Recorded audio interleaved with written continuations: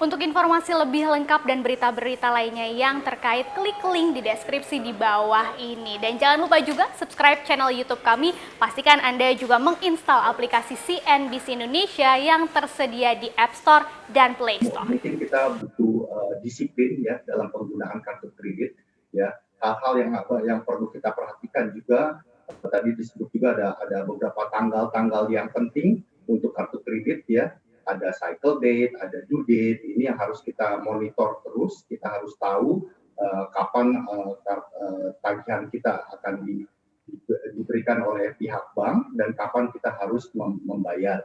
Ya, untuk pembayaran juga tadi saya sudah mention ada bahwa sekarang kita berlaku minimum payment itu 5%. Jadi harap dipastikan bahwa kita itu membayar di atas minimum payment ya untuk menjaga kesehatan ataupun dari segi delinquency kartu kredit itu sendiri gitu ya. Lalu ada beberapa hal juga yang patut kita lihat adalah bagaimana kita memonitor pemakaian kartu kredit itu sendiri. Tadi kita sudah sebutkan adanya satu pagu limit atau kredit limit ya. Ini kita harus aware bahwa jumlahnya berapa yang kita sudah pakai, karena kalau memang lewat dari kredit limit ini memang ada charge-nya gitu ya. Jadi ada over limit fee yang akan kita charge ke nasabah. Ini yang mungkin perlu ditekankan bahwa hal-hal seperti ini itu yang perlu diperhatikan dan disiplin dalam penggunaan kartu kredit. Kalau dari besar cicilan kartu kreditnya sendiri, Pak Herman sendiri menyarankan sebetulnya berapa persen sih dari total pendapatan per bulannya, Pak Herman?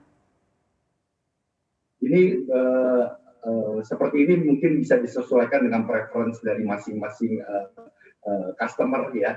Tapi yang secara normal kita lihat itu di industri berdasarkan studi pun yang kita selalu lihat adalah sekitar 30% dari total pemakaian kita, 30% dipakai untuk konsumsi yang bisa dilakukan lewat kartu kredit juga. Tapi again ini mungkin bisa disesuaikan dengan masing-masing preference ataupun risk profile dari masing-masing nasabah.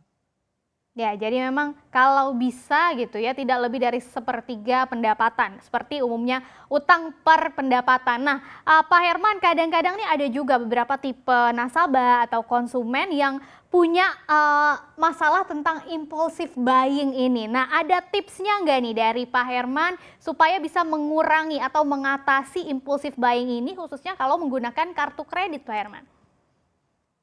Ya. Kalau untuk mengurangi impulsif buying itu seperti biasa ya, itu kita harus lihat dari preferensinya customer sendiri. Tapi yang perlu mungkin kita lihat dari segi fasilitas kartu kreditnya, banyak fasilitas-fasilitas yang kita bisa nikmati untuk